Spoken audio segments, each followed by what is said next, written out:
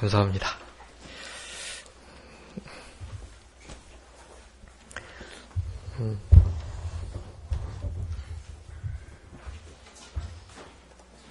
네, 감사합니다. 오늘 봉독한 요한복음 15장 1절부터 8절까지 말씀 중심에서 포도나무 비유라는 제목으로 하나님 말씀 증거하겠습니다. 지난 시간에 우리 예수님께서 보혜사 성령님을 약속하시고 길이요 진리요 생명이 되심을 말씀하시면서 걱정하지 말아라, 두려워하지 말아라, 주님이 주시는 평강 가운데 그렇게 생활하라 라는 말씀을 하셨습니다. 그러면서 오늘 15장에서 포도나무 그리고 그 가지 이 비유를 들어서 우리가 주님 안에 주님이 우리 안에 그렇게 거하시는 이러한 역사, 이것이 실제적으로 이 땅에서 두려움을 없애는 방편이기도 하지만 우리 인생의 가장 큰 궁극적인 행복, 복된 삶 자체인 것을 말씀해 주고 계시고, 우리는 늘 포도나무 되시는 예수님께 딱 붙어 있어서 그분이 주시는 생명의 수액을 받아서 그렇게 이 땅을 살아갈 때 열매를 많이 맺고 우리가 우리 예수님의 하나님의 제자인 것을 알게 되는 그러한 비유의 말씀을 해 주셨습니다. 이 포도나무는 우리 이스라엘 백성들을 상징하는 나무입니다. 그런데 주로 부정적인 비유로 많이 쓰여졌어요. 하나님께서는 극상품 포도나무로 이스라엘 백성들을 그렇게 잘 대해주시고 모든 채비를 갖춰주셨는데, 이스라엘 백성들은 포도나무로서 들포도를 맺혔다. 포도나무가 쓸 것은 열매밖에 없는데 열매를 맺지 못하면 기둥으로 쓸 수도 없고 조각목으로 쓸 수도 없고 그저 겨우 바싹 말라 비틀어진 그거 불쏘시개로 정도 사용되는 아무런 쓸모없는 포도나무인 것인데 열매를 잘 맺히지 못하는 이스라엘 백성들을 주로 그렇게 성경에서 묘사를 하고 있습니다. 그렇지만 참 포도나무 되시는 우리 예수님께 딱 붙어 있을 때, 그럴 때에는 우리 하나님께서 원하시는 영광을 우리가 돌려드릴 수 있고, 우리 또한 참된 생명을 누리며 살아갈 수 있게 된다라는 것을 우리 예수님께서 친히 말씀해 주셨습니다. 지난 시간에 25절부터 좀 덜 했었는데, 우리 보혜사 성령님께서 우리 예수님 대신 하셔서 또 다른 보혜사로 이 땅에 오셔서 하실 일들에 대해서 말씀해 주고 계십니다.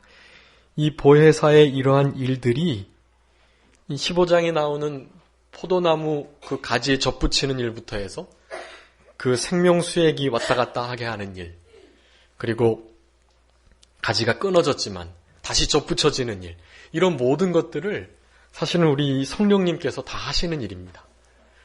우리 성도님께서 생각하시는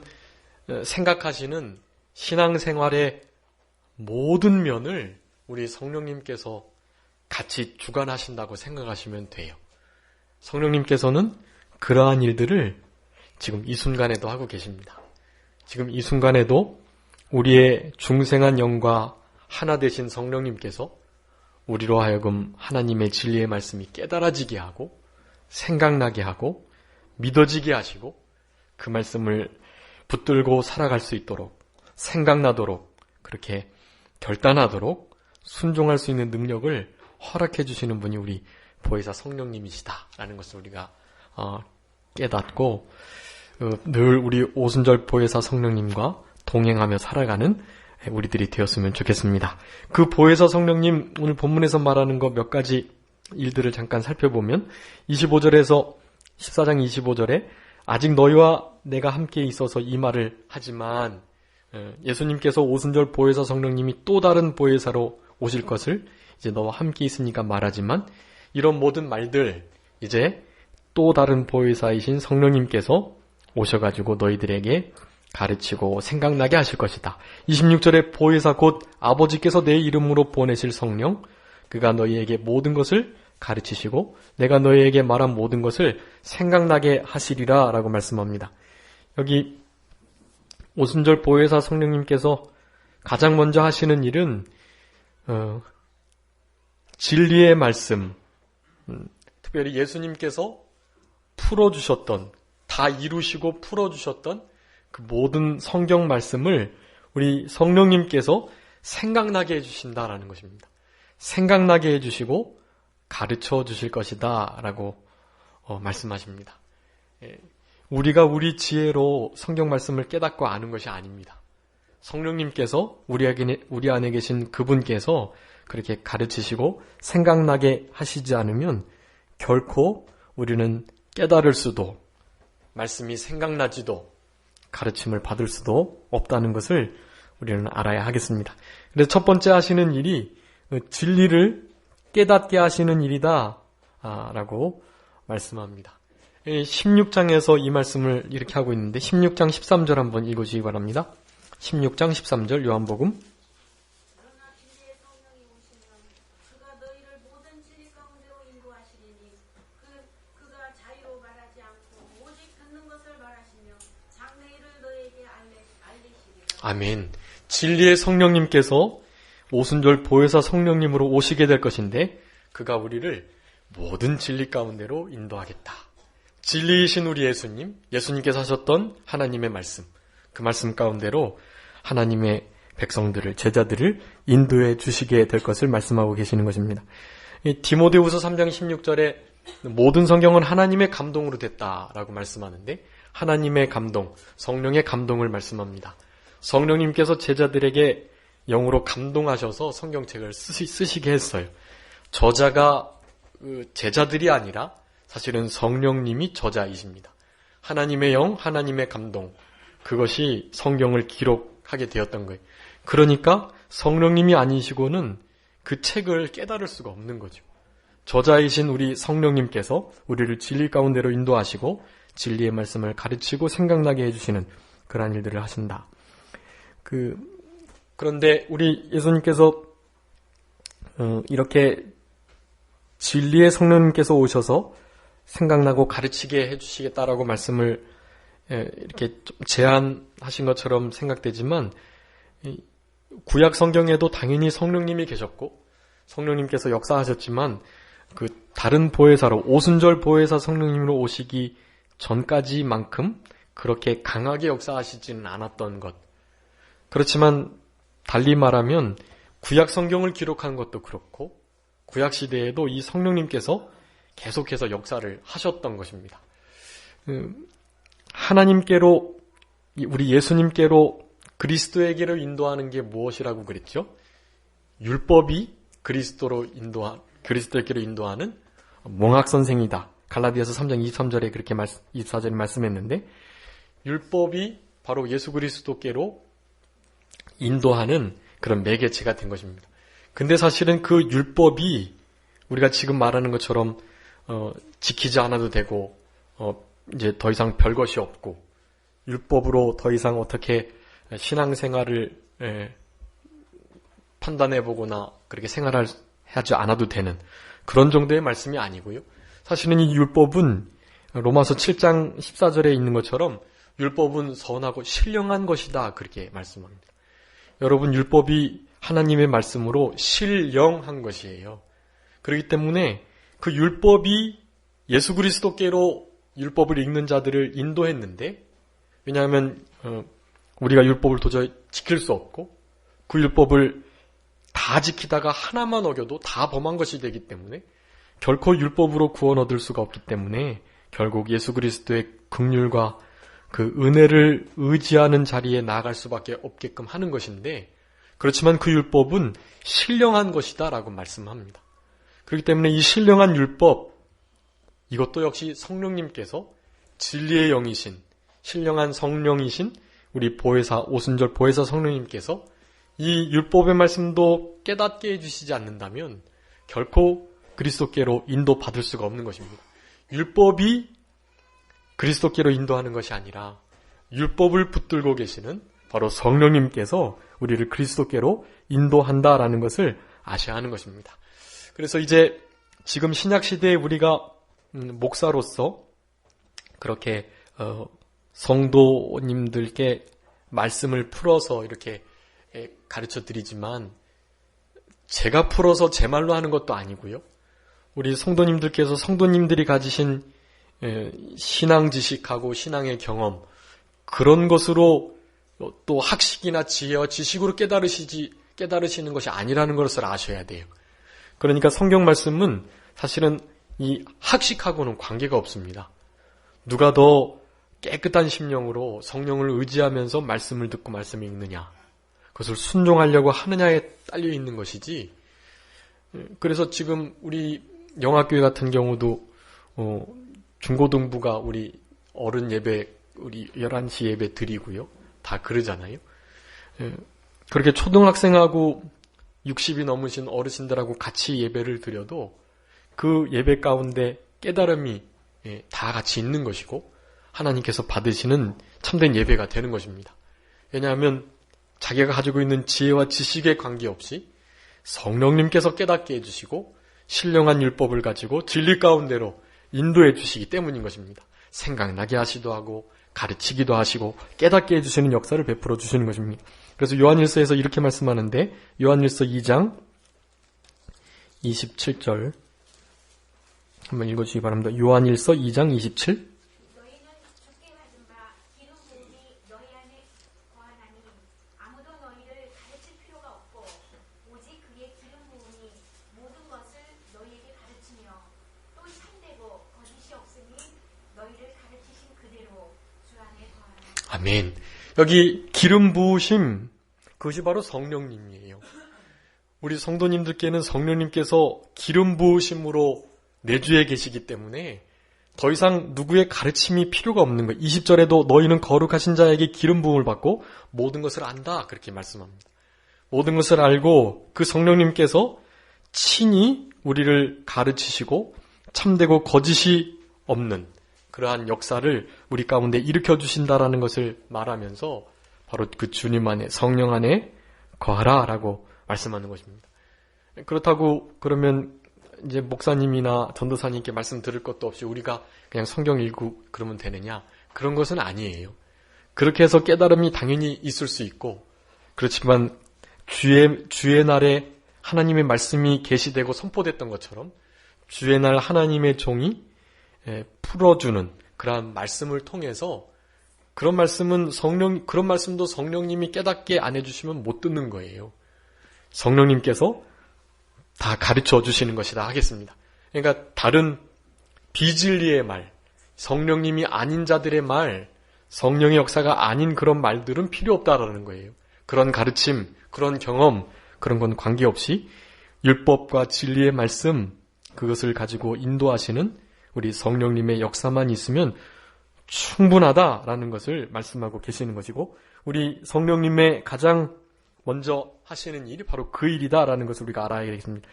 본문에 나오진 않지만 이제 16장에 넘어가면 나오는데, 의와 진리와 죄에 대하여, 의에 대하여, 심판에 대하여 우리 주님께서 성령님으로 다루시겠다고 말씀하셨어요. 그러니까 즉 죄를 깨닫게 하시고, 그리고 우리 성령님이 하시는 일은 우리 예수 그리스도를 믿게 해 주신다라는 것입니다. 성령님이 하시는 정말 중요한 사역 가운데 하나는 바로 죄를 깨닫게 하셔서 예수님을 믿게 해 주신다라는 거예요. 고린도전서 12장 3절 말씀 한번 읽어주시기 바랍니다. 고린도전서 12장 3절 그러므로 내가 너희에게 알게 하노니 하나님의 영으로 말하는 자는 누구든지 예수를 저주라 할자라 하지 않고 또 성령으로 아니하고는 누구든지 예수를 주시라 할 수 없느니라. 아멘. 누구로 말미암지 않고는 우리 예수님을 주님이시다 할 수 없다고요? 성령님으로 말미암지 않고는. 성령님이 계시는 자는 결코 예수님을 저주할 자라 할 수 없어요. 이 심령이 그것을 증거하는 것입니다. 그리고 내 심령 가운데 전혀 관계없는 2000년 전에 예루살렘에 태어난 그 예수라는 4대 성인군자 중에 한 분이신 그분이 나의 죄 때문에 돌아가셨음을 믿고 그분이 나의 주가 되시는 것을 고백하게끔 한다라는 거예요. 여러분, 이것이 얼마나 큰 은혜인지 몰라요. 우리 예수님을 나의 죄 때문에 십자가에 돌아가신 구주로 인정하고 고백한다라는 것은 바로 성령님의 단독적인 역사 때문인 것을 그렇게 말씀해주고 계시는 것입니다. 그러면서 이제 오늘 본문에서 세 번째로 우리 성령님께서 하시는 사역 가운데 하나는 27절에 평안을 너희에게 끼치노니 곧 나의 평안을 너희에게 주노라. 내가 너희에게 주는 것은 세상이 주는 것 같지 아니하니 너희는 마음에 근심도 말고 두려워하지도 말아라 라고 말씀합니다. 세 번째, 평안을 우리에게 주시는 일을 하십니다. 예수님의 평안을 예수님께서 지금 주신다고 하셨는데, 예수님이 십자가에 못 박히고 난 다음에 부활하셔가지고 가장 먼저 한 말씀도 이 평안을 허락하셨는데, 나의 평안을 주시겠다라는 거예요. 근데 이것은 예수님께서 진리의 말씀을 깨닫고 가르치셨던 것처럼 이 평안을 주시는 일들도 우리 성령님께서 하시게 될 것이라는 것을 말씀하고 있습니다. 우리 가운데 평안을 허락하시는 분, 어떤 자에게 이 평안을 주시는가? 어떤 자에게 이 평안을 주실까요? 시편 119편 165절 한번 읽으시기 바랍니다. 시편 119편 165절. 너희 신학자여 나를 떠날지어다. 나는 내 하나님의 계명을 지키리로다. 네, 165절요. 119편. 아멘. 주의 법을 어떻게 하는 자가요? 사랑하는 자. 그 주의 법, 진리의 말씀, 바로 성령님께서 인도하시는 일이잖아요.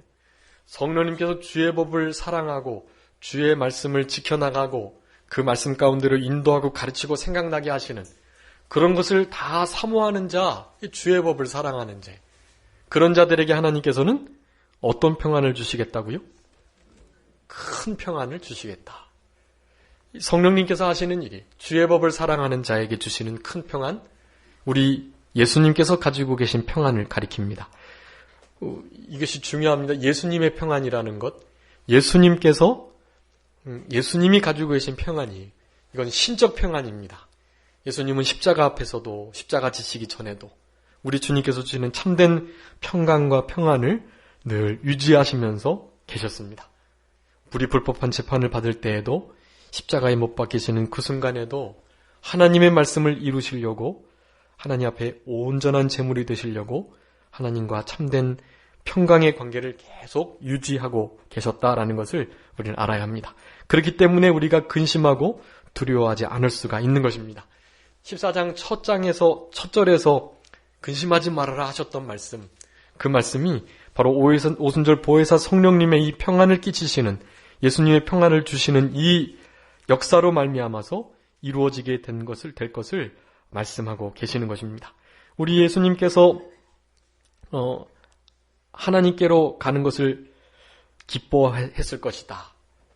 이러한 위대한 일을 하시는 오순절 보혜사 성령님이 오시는 것을 정말로 확신했었다면 그랬을 것이다 라고 28절에 말씀하시고, 이 일을 이르기 전에 내가 말한 것은 너희로 믿게 하려 합니다. 이 모든 것이 제자들의 믿음을 위해서, 이런 예수님의 먼저 될 일들을 말씀하시고 그때의 순간에 성령님으로 어떻게 그 어려움을 이겨나가야 될지를 분명히 말씀하시는 가운데, 그런 일들이 이렇게 딱 겹쳐지게 되면, 아하, 예수님께서 미리 우리에게 이런 것들이 이루어질 것을, 참된 하나님의 아들이고 신이신 것을 깨닫게 하시고 믿게 하시려고 이 일을 하셨구나라고 말씀을 하고 계시는 것입니다. 이제 더 이상 말을 하지 않겠다고 하셨는데, 이는 세상 임금이 오겠다. 그러나 저는 나와 관계할 것이 없다. 우리 예수님은 그 사탄의 사역과는 전혀 관계 없다라는 것을 말씀합니다. 마귀에게 이런 예수님이 십자가에 당해서 져서 그렇게 돌아가시고 그런 것이 아니라, 예수님은 예수님의 하나님께서 이루어 놓으신 그 구속 사역을 이루시려고 주님의 십자가를 메고 가셨던 것입니다. 사탄의 공격하고는 관계가 없는 거예요.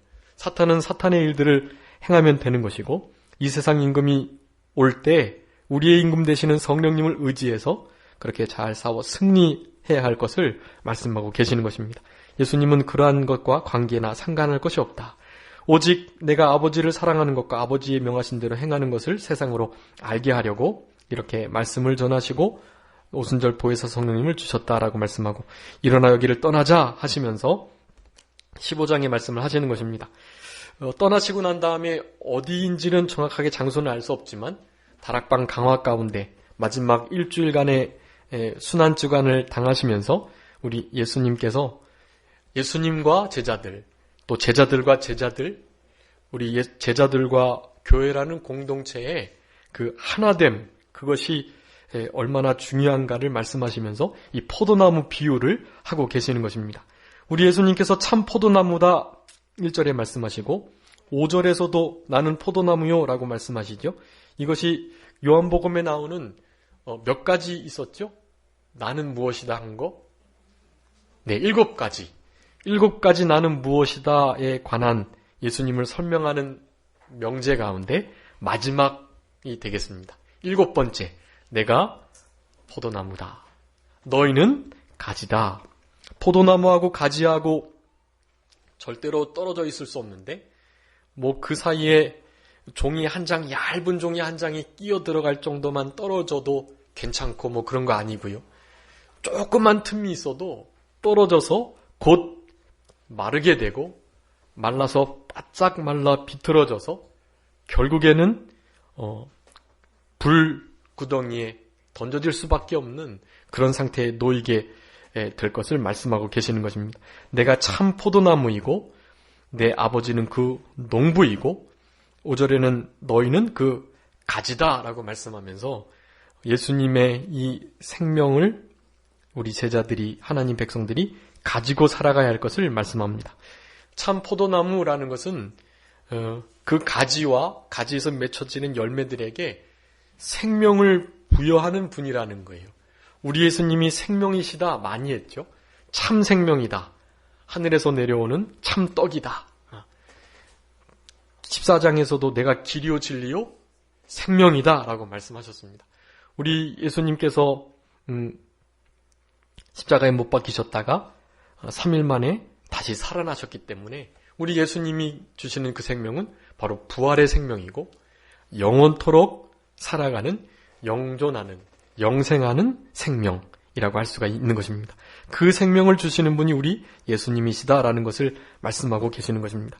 그래서 포도나무는 우리 예수님이시고 성도는 그 가지임을 표현하고 농부는 하나님 아버지, 열심히 일하시는 악한 농부와는 비교되는 두루 거름을 파고 또 돌을 제하고 울타리를 쳐주시고 또 극상품 포도나무를 잘 골라서 심으시고 그리고 때를 따라서 가지 전정을 해주시고 그 나뭇가지를 닦아주시고 이런 일들을 힘써 하시는 분이 우리 하나님이신 것을 말씀하고 계시는 것입니다. 그런 대접을 받은 우리들은 2절에 무릇 내게 있어 과실을 맺지 아니하는 가지는 아버지께서 이를 제하여 버리시고 무릇 과실을 맺는 가지는 더 과실을 맺게 하려 하여 이를 깨끗게 하시느니라 그랬습니다. 2절에서 신앙 안에서 영적인 빈익빈 부익부가 있을 것을 말씀하는 것입니다. 우리가 말세가 됐을 때에 지금 요한계시록에서도 마지막 장 지금 살펴보고 있는데 거기서 거룩하고 경건한 자는 그대로 거룩하고 경건하고 의롭고 의를 행하지 않고 불의하고 더럽고 또 불법을 행하는 자들은 더욱더 불법을 행하고 악하고 그렇게 의롭지 못한 불의한 상태로 살아가게 된다라고 말씀하는 것입니다. 있는 자에게 더 없는 자의 것을 빼앗아서 주시는 하나님이세요. 그것은 다른 말로 하면 이 말세 때는 더욱더 보이지 않는 영적인 것에 관심을 갖지 않은 때가 되는데 거기에 관심을 갖고 그런 일에 더 힘을 쓰는 이들에게는 그러니까 이거 뭐 우리가 실제적으로 열매를 맺히는 것도 아니고 재산이 늘어나는 것도 아닌데 여기서 말하는 이 과실, 열매는 이 뒷장에서 16절, 17절의 말씀도 그렇고 또 최초 13장에서 35절의 말씀도 그렇고 13장부터 시작됐던 세계명을 주셨던 이유로 16장까지 계속해서 거기서 나오는 모든 과실들은 바로 사랑의 열매를 맺는 것입니다. 사랑. 거기에 대한 과실은 사랑이에요. 사랑. 그 사랑의 열매를 맺지 아니하는 이들은 우리 하나님께서 제하여 버리실 것이고 더 사랑을 하려고 힘쓰고 사랑하는 게 어렵잖아요. 원수를 사랑하는 거, 미워하는 자, 나를 미워하는 자를 선대하는 거, 나에게 저주하는 자를 위해서 축복해 주는 거, 나를 모욕하는 자 위해서 진심으로 기도해 주는 거, 그거 얼마나 어려워요. 그 자기 인격을 만들어가는 일이고 나에게 해코지한 사람 원수를 원수로 갚지 않는 그건 너무너무 우리의 육체의 본성을 부패성을 거스리는 되게 힘든 일이에요. 그 일은. 그런데 그런 일들을 그렇게 감내하는 그들에게는 우리 주님께서 그 일을 더 잘할 수 있도록 깨끗하게 하고 또 다른 여러 가지 불필요한 것들을 장애물을 제거해 주시는 이런 일들을 해 주시겠다라는 것입니다. 근데 그런 생활 안 하는 자들은 그냥 내버려 두시는 거예요. 그저 영적인 일에 관심 없고 예수님의 재림에 전혀 소망 없고 하늘나라에서 내가 얼마나 하나님 앞에 칭찬을 받을지에 대해서 전혀 기대함이 없이 살아간다면 그런 이들은 어쩔 수가 없는 것입니다.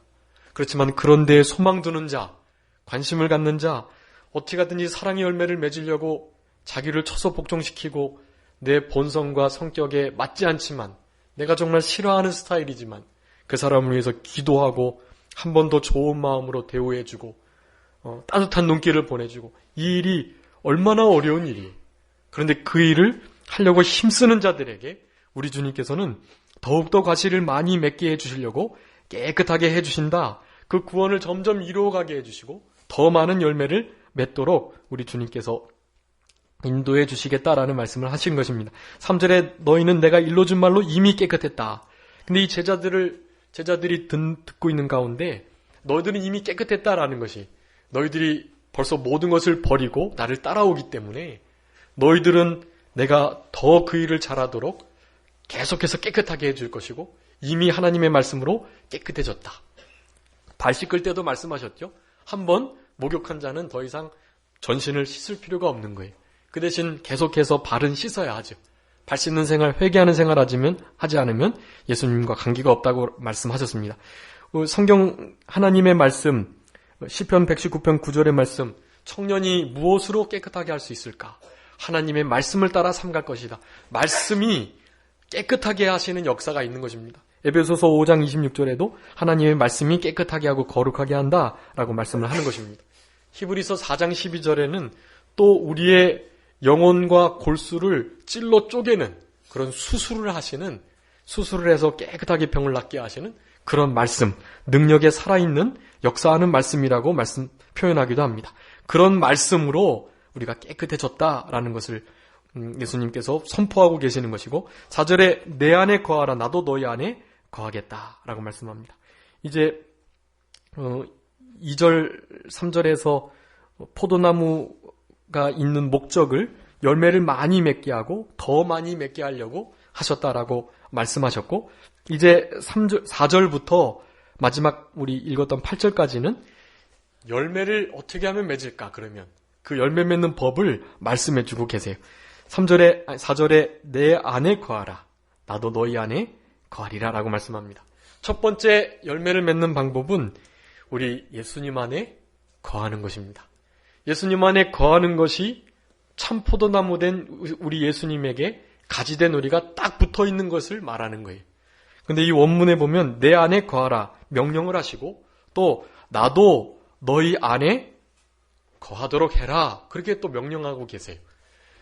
우리가 주님 안에 쑥 들어가는 것하고 주님께서 우리 가운데 계시게끔 하는 거 그것은 우리가 누릴 특권이기도 하지만 하나님께서 그 일을 결코 놓치지 않으시도록 그것을 명령하고 계시다라는 것을 아셔야 합니다. 그러니까 한순간도 우리가 주님 밖으로 나가면 안 되고 한순간에도 우리 주님이 차지하시는 그곳을 다른 것이 차지할 수 없도록 우리 주님을 다른 것이 이렇게 밀어내지 않도록 우리의 마음을 잘 지켜야 하는 것입니다.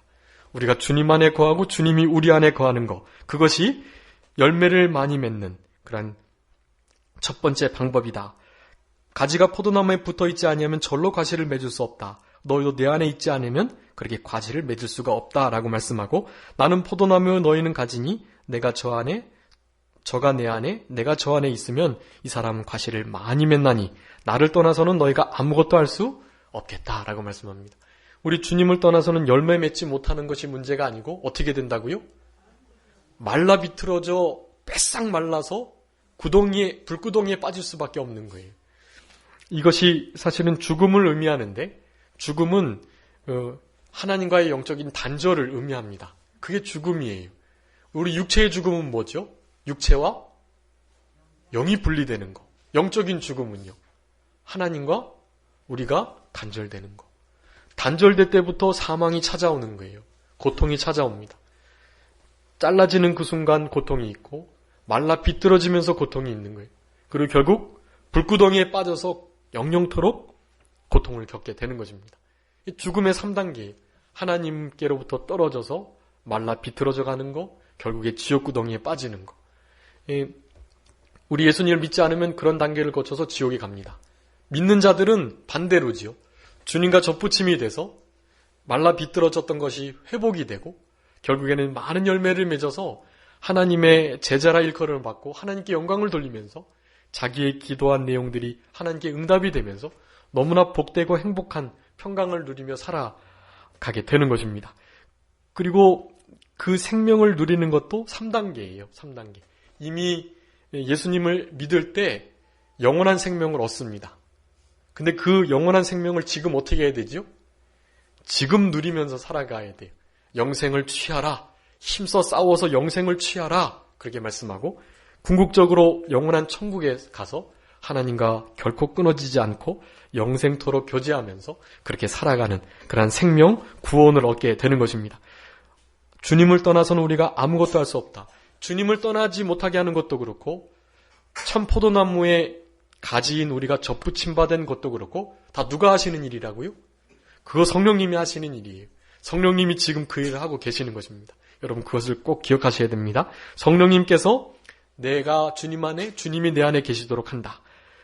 주님을 떠나지 않도록 그렇게 우리를 붙드시고 계신다. 우리 성령님께서. 그것을 우리가 기억해야 됩니다. 그러면 그분 안에 계신다면 우리는 어떻게 할 수 있을까요? 아무것도 할 수 없는 것이 아니라 모든 것을 할 수 있습니다. 빌립보서 4장 13절.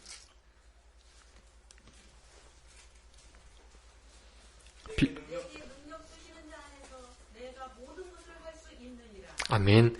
내게 능력 주시는 자, 그분 안에서, 능력 주시는 자가 내 안에 계시면, 그리고 내가 그분 안에 있으면, 떨어져 있을 때는 아무것도 할 수 없지만 그분 안에 있고 그분이 내 안에 계시면 어떻게 할 수 있다고요? 모든 것을 할 수가 있는 거예요. 이렇게 대비가 됩니다. 천국과 지옥 대비가 되듯 그분 안에 거하고 그분이 내 안에 거하는 것과 그분을 멀리 떠나 생활하는 것, 이런 큰 차이가 있다는 것을 우리에게 교훈해주고 계시는 것입니다. 그러면서 사람이 내 안에 거하지 아니하면 가지처럼 밖에 버려 말라지고 사람들이 이것을 모아다가 불에 던진다 말씀드렸던 것이고, 7절에 너희가 내 안에 거하고 내 말이 너희 안에 거하면 무엇이든지 원하는 대로 구하라 그리하면 이루리라. 다른 거 구하라는 게 아니에요. 어떻게 하는 거 구하라는 거예요? 내가 주님 안에 거하는 것으로 주님 밖으로 나가지 않기를 간절히 기도하라는 것입니다. 그거 반드시 들어주세요. 그거는 무조건 들어주시는 거예요. 그런 거. 이 말씀 가지고 기도는 다 응답되는 거지, 그렇게 생각하시면 안 돼요. 하나님의 말씀이 내 것 되고 내가 말씀대로 살아가기를 원하고 주님 안에 거하고 주님이 내 안에 거하시기를 원하는 거, 그런 소원을 가진 기도, 그거 들어주신다라는 거예요. 그것을 우리가 해야 됩니다. 그 전까지는 내가 너희 안에 너희가 내 안에 그러셨지만 오늘 7절에서는 말이라고 하셨어요. 말. 즉 말씀과 우리 예수님은 같은 거라는 거예요. 예수님의 말씀이 곧 예수님이십니다. 말씀이 육신이 돼서 이 땅에 오신 분이 예수님이시기 때문에 그 말씀이나 예수님이나 같은 분이세요. 그러니까 우리 안에 예수님이 계시다라는 것은 말씀이 우리 가운데 거하는 거지. 되새김질하고 그 말씀을 계속 생각하고, 그 말씀 누가 생각하게 하신다고요? 성령님이 생각하게 해주시는 거예요. 그 말씀이 어느 순간인가 샛별이 떠오르도 깨달아지는 거예요. 누가 하시는 거예요? 그 성령님이 하시는 거예요. 그런 일들을 성령님이 하게 해 주시겠다라는 것입니다. 그런 것들을 구하고 원하라. 그러면 이루게 해 주시겠다라고 말씀합니다. 요한일서 2장에서는 말씀을 지키는 자에게 하나님께서 그 안에 거해 주시겠다라고 말씀하고, 요한일서 4장에서는 16절에 하나님은 사랑이신데 그 사랑 가운데 거하는 자가 하나님 안에 거하는 것이다. 그러니까 그 사랑의 열매를 맺으려고, 열매를 맺으려면 그분 안에 있어야 되고 그분이 내 안에 계셔야 되니까, 그러니까 그렇게 그분 안에, 내가 그분 안에, 그래서 사랑의 멋진 포도나무 열매를, 성령의 열매 첫 번째 열매잖아요, 사랑. 그 열매를 맺히도록 그렇게 하나님께 기도하고 간구해라라는 것입니다. 열매를 맺혀나가는 두 번째 방법, 기도해야 된다라는 것입니다. 첫 번째는 뭐라고요? 주님이 내 안에, 내가 주님 안에 거하는 거. 근데 그 거하는 방법을 이제 요한일서 6장에서 좀 살펴봐야 되는데 그것도 또 시간이 없어서 그건 다음 주에 그럼 좀 하도록 하겠습니다. 먼저는 내가 주님 안에, 주님이 내 안에 거하셔야 된다는 것, 그리고 기도해야 한다는 것. 그럴 때 말씀이 역사해서 사랑의 열매를 맺혀 나가게 된다. 너희가 과실을 많이 맺으면 아버지께서 영광을 받으실 것이고 너희가 내 제자가 되겠다. 13장 35절에서는 사랑의 열매를 맺을 때, 서로 사랑할 때 뭐라 그랬죠? 너희가 내 제자인 줄 알겠다 라고 말씀하셨습니다. 요한복음 8장에서는 31절에 뭐라 그랬죠? 내 말에 거하면 너희가 내 제자인 줄 알겠다. 그렇게 말씀하거든요. 그러니까 그 세 개가 다 같은 것입니다. 말씀 안에 거하고 말씀이 우리 안에 거해서 사랑의 열매를 맺으면, 그러면 제자가 된 줄 아는 거예요, 사람들이. 그리고 그것으로 하나님이 영광을 받으시겠다라고 말씀을 합니다. 하루 동안 한 주간 생활하시면서 포도나무 되시는 우리 예수님과 결코 한순간도 떨어지지 마시고 그분이 주시는 영생의 수액을 받아서 하나님이 기뻐하시는 성령의 열매를 많이 맺어서 우리 주님을 기쁘시게 하고 영광을 돌리고 참된 하나님의 제자로 이 땅을 살아가시는 우리들이 다 되었으면 좋겠습니다. 자, 기도하겠습니다. 살아계신 아버지 하나님 감사합니다.